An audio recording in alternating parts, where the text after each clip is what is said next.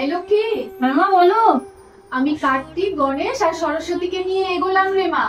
তুই তাড়াতাড়ি আসিস আর সাবধানে থাকিস, কেমন? হ্যাঁ মা তুমি চিন্তা করো না, আমি পেঁচুকে নিয়ে ঠিক সময় চলে আসবো। না, এটা ভালো লাগছে না, খুলেই ফেলি। এই পেঁচু, কই গেলি? জলদি আয়। এই পেঁচু, এই পেঁচু, কতক্ষণ ধরে তোকে আমি খুঁজছি বলতো? যাবি না? সবাই আমাদের অপেক্ষা করছে তো, চল। কি রে, দেখ কত আয়োজন করেছে সবাই আমাদের জন্য।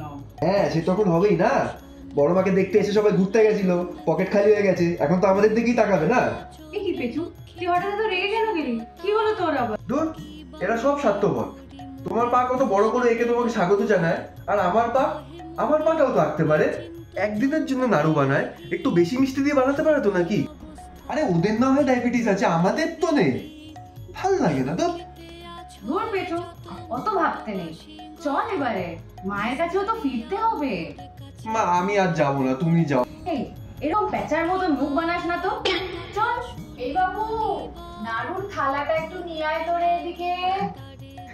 নাড়ু, নাড়ু।